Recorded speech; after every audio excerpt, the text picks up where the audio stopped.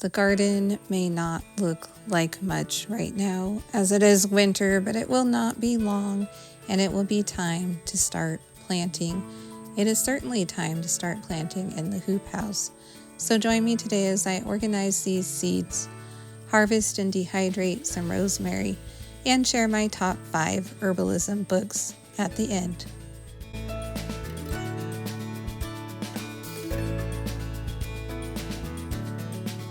First, a hot drink is definitely necessary on this cool day. And then I will bring in my 1, 2, 3,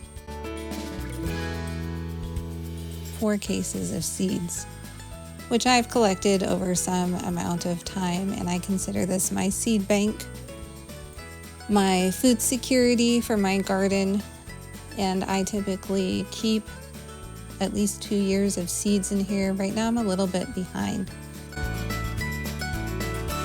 And so I really need to go through all of these and see what I need to get.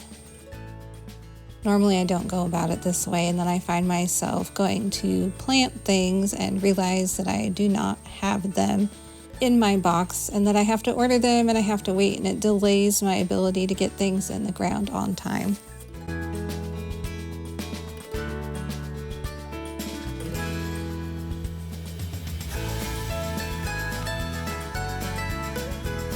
You will see here, these are just photo storage boxes. They come in clear and they come in rainbow colored. You can get them at any craft store or online at Amazon.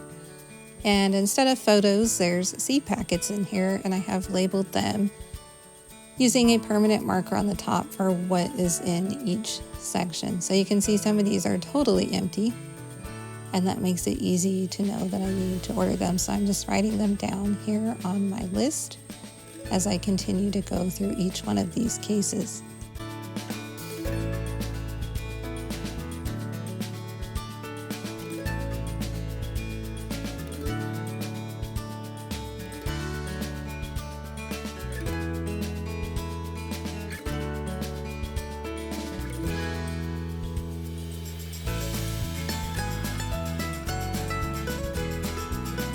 Now I have 4 of these cases because one is for spring, one is for summer planting and different kinds of plants. I have one just for herbs, one for flowers, and then I have like a fall spring box that's full of stuff that I always plant both times of the year. Sometimes I plant a lot more in the spring than I do in the fall, but generally I plant some of the same things that I plant in the spring also in the fall, if that makes sense. And so I ended up with 4 cases. I do have some spare boxes in case I need overflow or I find some new seed that I need to add.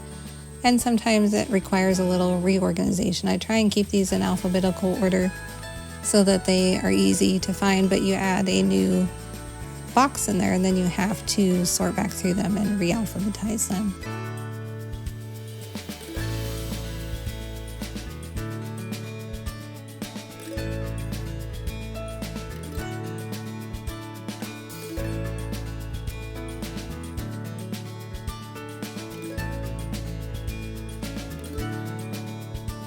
Before I had these boxes, my seeds were all over the place. Some of them were just in, like, say, a shoe box or an Amazon box.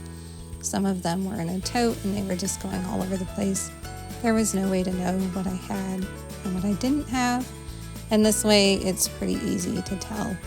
And I just need to remember to go through them once a year, and I can get all my seeds ordered at one time, instead of waiting for when I go to plant and then realizing I don't have enough of something and perhaps those seeds are already gone for the season. So that's why I keep more than 1 year's worth of seeds, because as we saw in 2020, there can be seed shortages if there's a run on seeds, and so I like to just be a little bit ahead.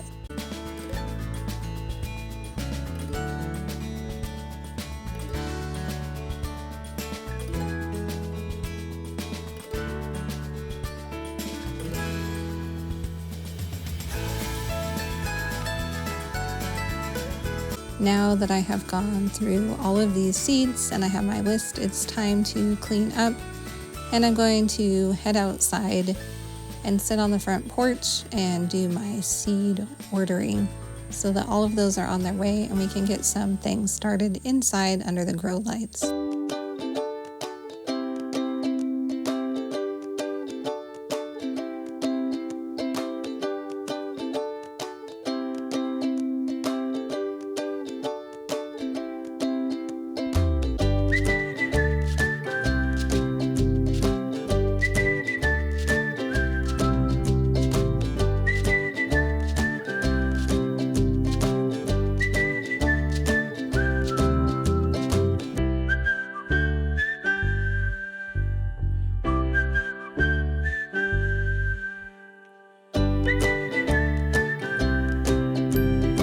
You can see here that I'm learning some lessons the hard way. This was my stevia plant and it did not like it outside. It is totally crispy and will be coming out.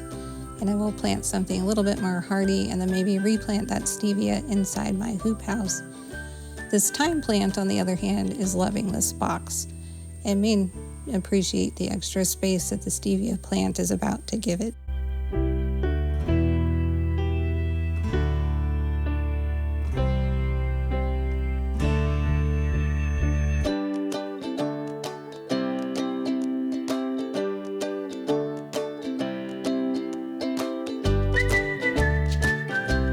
We do not get too much sunshine here in Oregon, and so anytime there's an opportunity is a good time to take it.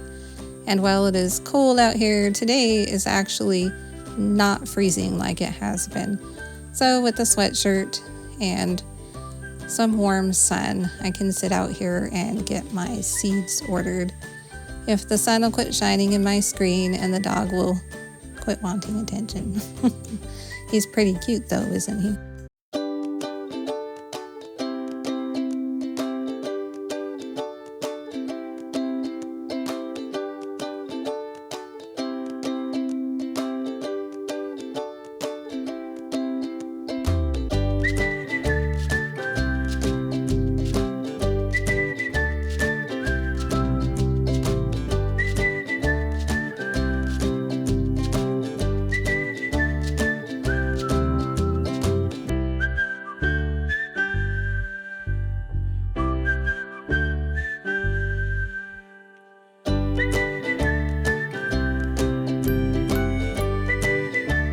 So generally, I order most of my seeds from Botanical Interest. We carry some of the seeds on our website here at Farmhouse Teas, but for the vegetables and such, I go direct and get my seeds there. They have been fairly dependable. There's some certain varieties I really like from there, like their Roma tomatoes, and of course their calendula flowers that we use a lot of here. So I don't mind shopping here. And hopefully, I probably have more seeds than I'm going to get planted because I found myself in the flower section here looking at all sorts of new flowers. None of you do that, do you?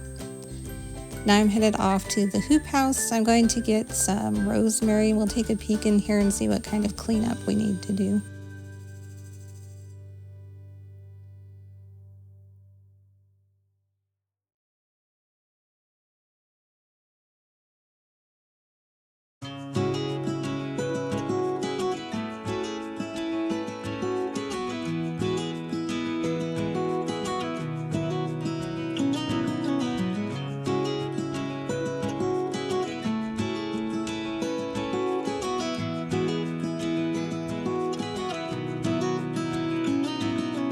I was so excited to find there's calendula blooming inside my hoop house.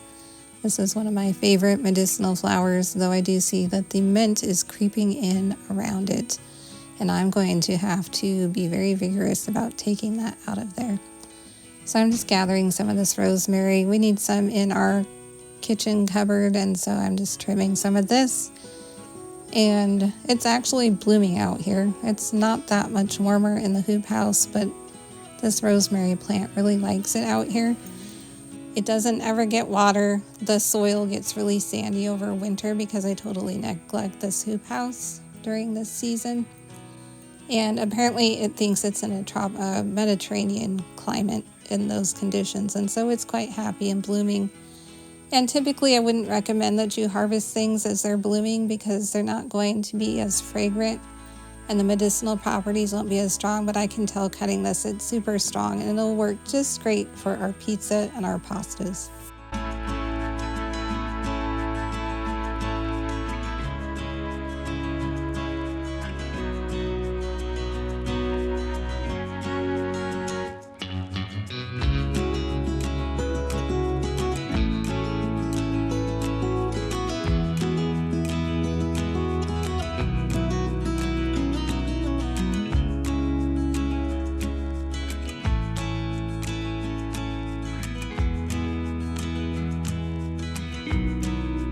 We're back up in the harvest kitchen. I've got my rosemary. I've got my laptop here because I need to order a few more seeds, but I need to look up some things first.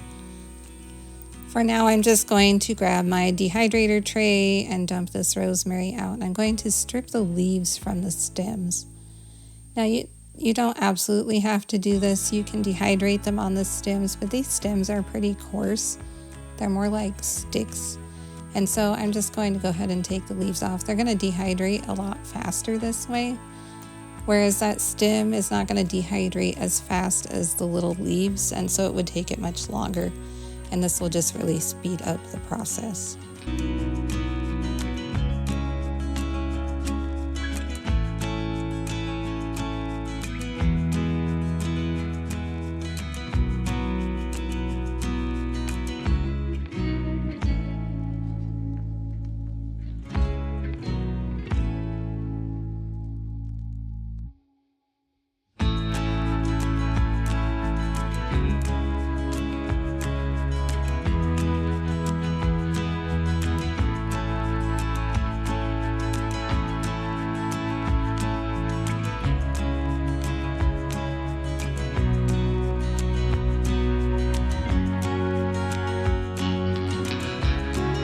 You can see a close-up here, leaves that I'm taking off this big stem and how big this stem is. I'm going to save these and we'll go ahead and burn the stems on the wood stove later. But you can see I'm spreading it out here.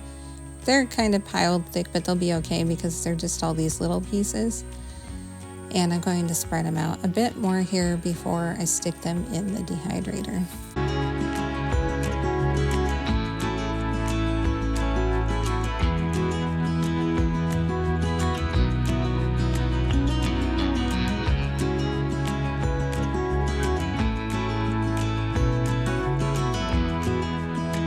In goes my second tray, and then I'm going to close this up and I'm going to dehydrate it at 95 to 105 degrees. It's the lowest setting on this Excalibur dehydrator.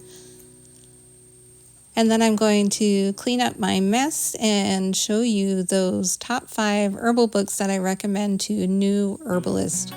On our last video, I showed you setting up my herbalist bookshelf, as well as cleaning out my closet and setting up my emergency care supplies, as well as my tincture cabinet. And some of you asked about the books on my shelf.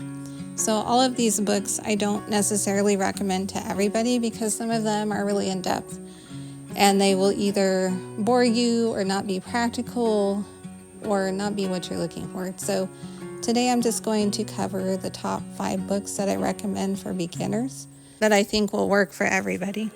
So the first book here in my stack is this Homegrown Herbs book. I don't know if I got this at the farm store or if I ordered it online, but I like it because it's a really good beginner book, but it's not so beginner that it leaves you still wondering what to do. So there's lots of charts in here about different companion plants and all sorts of good like gardening and basic information about different herbs. It's kind of a monograph style. My next favorite book is this Practical Herbalism book. It has a ton of monographs in here and it works kind of like an encyclopedia, and it'll go over some basic herbalism definitions. So this is a really great starter book. I highly recommend it. It'll go over certain ailments and things, and I think it'll really get you going in herbalism. Book number 3 is this one by Rosealee, Foret, Alchemy of Herbs. I love this one because she integrates not just herbalism into things, using into tinctures and teas, but also in recipes. and food-like items, which I'm really a big giant fan of that. So I highly recommend this book. She also talks about how the flavors of the herbs can affect how they work in your body, and also that there are different types of people, whether a person tend to be hot or cold, and how those herbs work differently for different people. So really great book. Next up on my list is this wonderful book by Jan Berry. It covers more like skincare, health, and home, but I think we all need those things. So this is a great book. I love the artwork in here. I also love her simple, easy to use directions. There's no fuss in here. It's just really straightforward and a must-have for every bookshelf.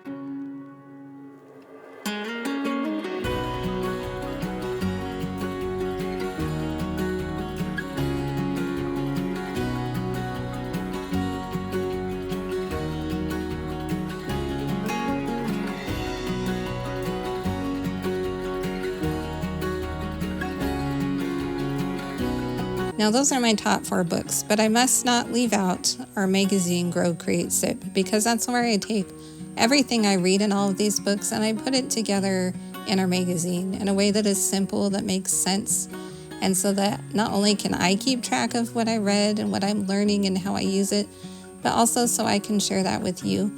And we print this every quarter. It is a printed magazine. There are no ads in this magazine. We've had people say it's like an encyclopedia. It's a collector's item, and I think you all will enjoy it. There's always great recipes in here, and sometimes we have guest articles as well.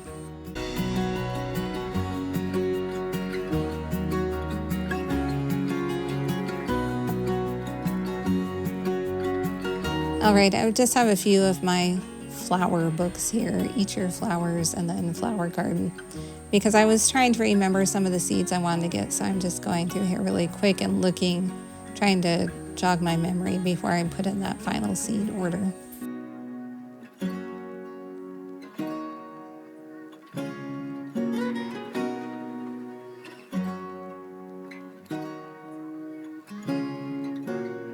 All right, I found my flowers, and that completes my seed order. So it's time to pack it up and head downstairs, and I need to put those rosemary sticks in the warm, toasty winter fire. And with that, my friends, I will catch you on the next video.